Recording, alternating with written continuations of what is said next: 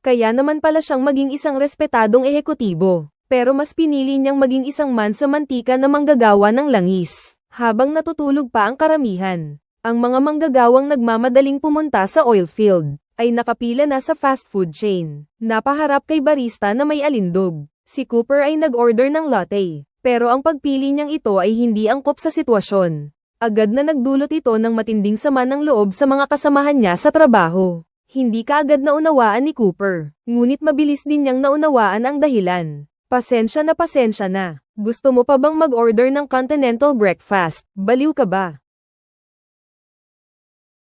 Ayan na naman.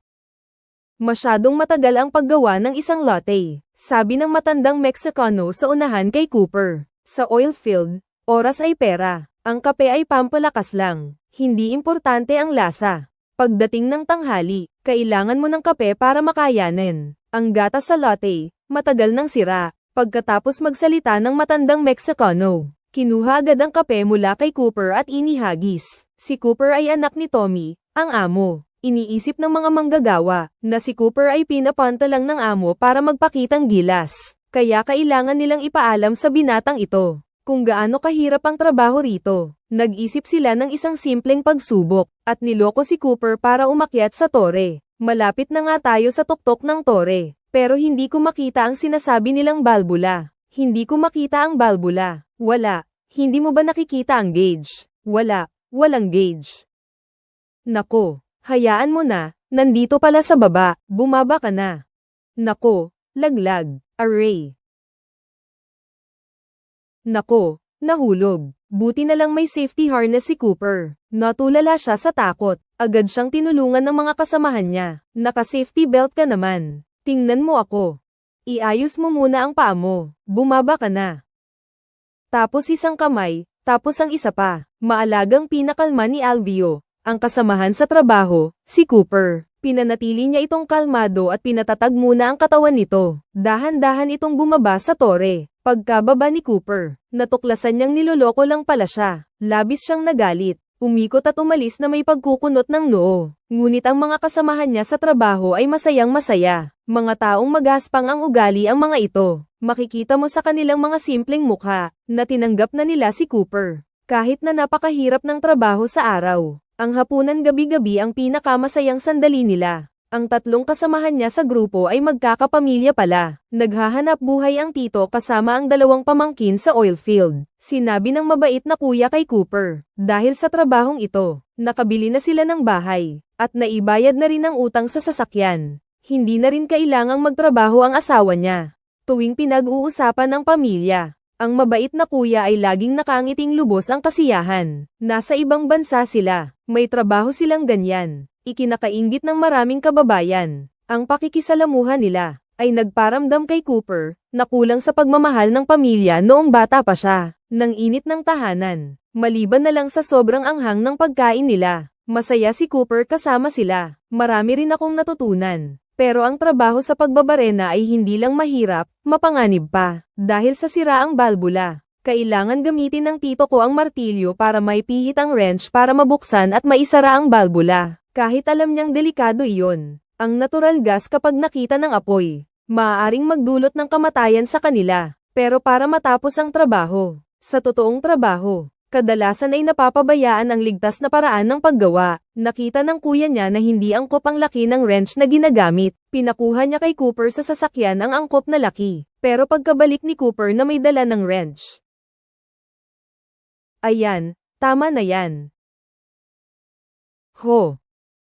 Tinangay siya ng malakas na pagsabog. Nang magising si Cooper, na nakaligtas sa kapahamakan, agad siyang pumunta sa tabi ng sasakyan, at kinuha ang kanyang telepono. Tumawag siya ng tulong. Pinanood niya ang malaking apoy sa oil field. Napuno ng takot ang mukha. Pagkatapos ng aksidente, nakarating si Tommy nang mabalitaan ang nangyari. Kinabahan siya at hindi maiwasang mag-alala sa kaligtasan ng kanyang anak. Matapos makaalam ng kaunting detalye mula sa sheriff, agad siyang pumunta para dalawin ang anak niyang nasa ambulansya. Nang makitang walang malubhang pinsala si Cooper, tinangnan niya ang anak kung nasarado na ba ang balbula ng oil well. Kung hahayaan lang na magpatuloy ang pag-apoy ng gas, may posibilidad na magkaroon ng pangalawang pagsabog. Pero napunit ang eardrum ni Cooper. Hindi na siya makapag-usap ng maayos. Nag-aalalang pinagmasdan ni Tommy ang anak, nahaharap sa panganib. Walang pag-aalinlangan siyang bumalik sa sasakyan para kumuha ng gamit. Naglakas loob siyang pumunta roon at isara ang balbula kahit napakainit. Nako, peste. Nasaktan man ang daliri ko. Kailangan ko pa ring tiisin ang sakit hanggang sa tuluyan ng masara ang balbula. Pagkatapos ibalik ang mga gamit sa sasakyan, tinanggal ni Tommy ang kanyang guwantes. Nabali na pala ang kanyang hintuturo. Nang makita ito ng sheriff, pinapunta niya muna ito sa ospital. Pero sabi ni Tommy, huwag na nating tawagan ang ambulansya. Yang sugat mo, hindi mo ba ipapagamot sa ospital? Huwag na, gusto ko lang manigarilyo. Umupo si Tommy at nanigarilyo. Tinanggap niya ang serbesang inabot ng sheriff. Uminom siya ng isang lagok. Kinuha niya ang telepono at nag-report sa kanyang amo tungkol sa nangyari rito. Nakausap ko si Tommy sa telepono. Halos mabaliw sa galit ang amo. Ibig sabihin, kailangan niyang magbayad ng malaking halaga para sa pag-aayos ng bahay. Dagdag pa rito, hindi maganda ang takbo ng merkado nitong mga nakaraang araw. Pagkatapos niyang ibaba ang telepono, inihagis ni Boss Monty ang kanyang telepono sa sobrang galit. Sa ospital, tiningnan ng doktor ang naputol na daliri ni Tommy, at sinabing kailangan niya ng isang simpleng operasyon para maikabit muli ito. Walang pakialam si Tommy, basta hiwain na lang. Isang piraso lang naman ng karne yun. Pero iginiit pa rin ng doktor na sumailalim siya sa iba't ibang pagsusuri. Pakiramdam ni Mang Tommy, hindi na kailangang maging masyadong magulo. Kinuha niya ang kutsilyo sa bulsa niya at hiniwan na lang ito. Marami pa siyang dapat asikasuhin. Wala siyang panahon para maghintay sa ospital. Simple lang na pagbalot ang kailangan. 3 ang namatay sa aksidenteng ito. Pero isa lang ang bangkay na natagpuan sa pinangyarihan. 2 pa ang inaakala na naabo na. At hindi na makikilala ang mga labi. Hindi alam ni Tommy kung paano haharap sa mga pamilya ng mga namatay. Dumalaw siya sa silid ni Cooper, matapos malaman ang buong pangyayari sa aksidente. Dahil nag-aalala siya sa anak niya, pinigilan ni Tommy si Cooper na magpatuloy sa trabaho. Ayaw niyang mawala ang anak. 3 tao ang namatay sa aksidente. Ibig sabihin, 3 pamilya ang nawasak. Pero ayaw ni Cooper na manatili lang sa opisina. Gumawa ng mga disenteng trabaho na ayaw niyang gawin. Ayaw niyang isuko ang kanyang mga pangarap. Bumalik si Cooper sa kampo, medyo gumaling na ang mga sugat, ngunit hindi inaasahan, nakaharap siya ng panibagong problema. Nakaupo si Cooper sa may pintuan ng kanyang dorm, malungkot na naninigarilyo. Puno ng pagod at pagkabagot ang kanyang puso. May 2 batang Meksikano ang papalapit sa kanya. Nakita ni Cooper na hindi maganda ang intensyon ng mga ito. Tumayo siya at tinanong ang mga ito kung ano ang pakay. Ngunit sinalubong siya ng mga ito ng suntok. Sunod-sunod na suntok, 2 suntok. Mabilis na itinulak ni Cooper ang payat, at binuhat ang mataba. Isinubsob sa lupa at sinakal. Ngunit biglang may inilabas na baril ang payat at tinutukan si Cooper. At inutusan si Cooper na pakawalan ang mataba. At mukhang malapit ng himatayin ang mataba dahil sa pagkakasakal. May hawak na baril ang payat na lalaki at tinututukan si Cooper. Hinihingi nitong bitawan ang hawak. Sinabi ni Cooper sa lalaki na pwede siyang patayin. Pero dapat daw nitong isipin mabuti. Dahil makukulong ito, ang isang taong katulad niya sa kulungan. Kung ano ang mangyayari, wala nang nakakaalam. Ang ingay ng pag-aaway nila. Nakaakit ito ng maraming manggagawa na nanunood. Nakita niyang dama-dami ang mga nanunood. Medyo natakot ang payat na may baril. Ginamit ni Cooper ang pagkakataon.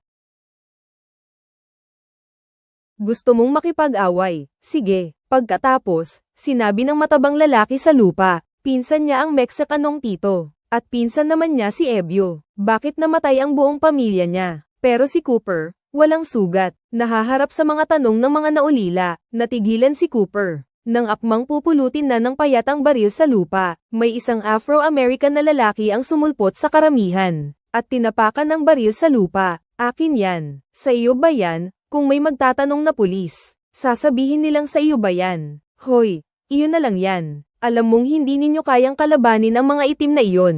Nang aalis na silang dalawa, sinabi ni Cooper na hindi na niya hahabulin ang nangyari. Pero hindi naman iyon tinanggap ng 2 Meksikano. Napahanga naman ang mga itim sa galing ni Cooper. Sabi ni Cooper, nag-training siya sa kolehiyo. Inimbita siya ni Black sa grupo nito. Mga tauhan din pala niya yung 2 kanina. Ano ang pangalan mo, boss? Pero hindi pa tapos ang gulo. Nagkita ulit sila agad. Mabait sa kanya yung magtiyo sa Mexico. Kaya dumalo rin si Cooper sa libing nila. Hinarang siya sa may pinto ng dalawang matandang Mexicano. Sinabi nilang hindi siya welcome doon. Pinaalis nila si Cooper. Nang biglang lumapit ang tiyahin at nagtanong. Nang malaman ng pakay ni Cooper, nainis siya sa ginawa ng dalawang matanda. Inanyayahan niya si Cooper na pumasok, at inihanda para sa kanya ang mga pagkaing Mexicano. Inasikaso siyang maupong katabi ng isang dalagang babae. Ngunit ang pagkain ng mga Mexicano ay napakangangati. Hindi nasanay si Cooper. Habang kumakain ay mahina siyang umuubo dahil sa anghang. Binuksan kaagad ni Cooper ang beer at ininom ng marami. Nakita ng dalagang babae sa tabi ni Cooper ang kanyang itsura. At natawa ng husto. Paalalahanan mo siyang ubusin niya lahat. Mag-iinspeksyon ng amo mamaya. Habang nag-uusap, nalaman ni Cooper na ang babaeng kasama niya ay ang asawa pala ng nakababatang kapatid niyang Mexicano, si Avio. Marami raw itong naikwento ang kanyang asawa tungkol kay Cooper noong nabubuhay pa ito. Binanggit si Avio. Tiningnan ni Cooper ang babae. Si Ana pala iyon. Lagi siyang binabanggit ng asawa niya noong nabubuhay pa. Nang banggitin ang yumaong asawa, hindi napigilan ni Ana ang maluha, para hindi na siya malungkot pa. Tinitiis ni Cooper ang hapdi ng sili. Malalaking subo ang kinakain niya. Nakikita ni Ana na si Cooper ay kumakain ng marami para mapasaya siya. Kaya naman namumula na ang mukha nito sa anghang. Pinagmamasdan ni Ana si Cooper. Parang nakikita niya sa lalaking nasa harapan niya. Ang anino ng kanyang yumaong asawa. Habang nag-uusap, naramdaman ni Ana na parang nagugutom na ang sanggol na nasa kandanggan niya. Sinimulan niyang pakainin ang bata sa harap ni Cooper. Nahihiya si Cooper. Gusto na niyang umalis. Huwag kang umalis. Kailangan kita, sinabi ni Ana kay Cooper. Napakahirap ang mga araw mula nang mawala ang asawa ko. Kailangan ko ng masasandalan. Pero ang pagiging malapit niya kay Cooper ay nagdulot ng problema kay Cooper. Hindi kalayuan, masamang nakatingin sa kanila ang pinsan ng namatay. At lalo pang sumama ang sitwasyon dahil magkasama silang nagtatrabaho sa isang rig. Kinaumagahan, sinundo ni Don si Cooper para sa trabaho. Dalawang magpipinsang Mexicano ay nasa loob na ng sasakyan. Umikot siya. Umusog siya. Umikot siya. Dahil sa sinadyang pang-iinis ng matabang pinsan, ayaw makipagtalo ni Cooper. Umikot siya papunta sa kabilang gilid at sumakay. Nagmaneho sila papunta sa isang coffee shop. Iba ang Don sa dati naming tito na Mexicano. Isang iced mocha. 2 pump ng caramel at whipped cream. Salamat. Sige po. Wala siyang pakialam sa oras. Ang gusto lang niyang kape ang ini-order niya. Mahaba na ang pila ng mga sasakyan sa likuran. Paulit-ulit na ang pagbusina dahil sa inis. Walang pakialam na bumaba ng sasakyan ang Don. May gustong makipag-away.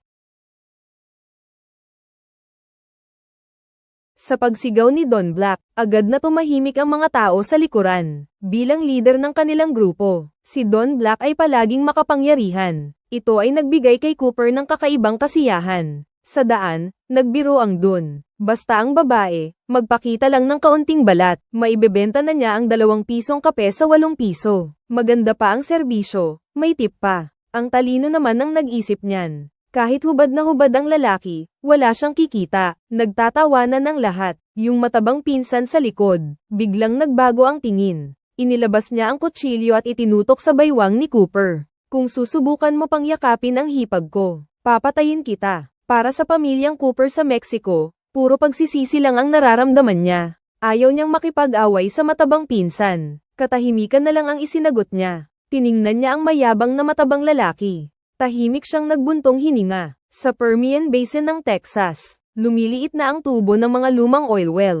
Matapos makapag-usap ang resident manager ng kumpanya na si Tommy at ang amo niya, napagpasyahan nilang buksan muli ang isang bagong oil well. Kailangan nilang tanggalin ang mga kasalukuyang gamit, at gamitin sa bagong oil well. Nag-aalalang tinitigan ni Tommy si Cooper, dahil ito ang pinakamadelikadong bahagi ng trabaho ng mga oil worker. Hindi niya mapakali sa anak niya. Sinadya niyang bilin ito sa kanya. Mag-ingat ka at maging alerto.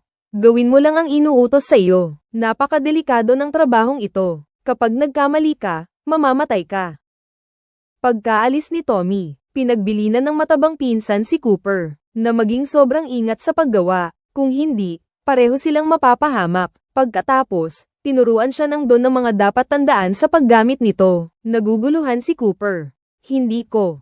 Putang ina, Hindi ko maintindihan ang sinasabi mo. Mauunawaan mo rin. Yan ay mga bagay na hindi tinuturo sa paaralan. Ang propesyon niya ay pagkuha ng petrolyo. Sa teorya, may halaga pa ring makuha sa lumang balon na ito. Sayang naman kung iiwan na lang natin ang balon na ito. Nakakaawa naman para kay Cooper. Marami pang makuhang langis gamit ang hydraulic fracturing. Habang humihinto na ang mga makinarya, masiglang inaalis ng mga manggagawa ang mga kagamitan. At muling nagtatayo ng tore sa bagong lugar na pagkukunan. Pagbubukas ng bagong oil well. Madaling makatulog ang mga taong nagtatrabaho sa gabi. Isang manggagawa ang nakatayo sa isang mataas na tore. Dahil sa pagkaantok, naipit ang kamay niya sa makinang pang-drill. Oh, tigil, tigil, sigaw. Anong nangyari? Tigilan na ang trabaho, putang ina, tigilan na. Hiyaw. Ungol. Humawak kang mahigpit. Nang makarating si Cooper sa tabi niya,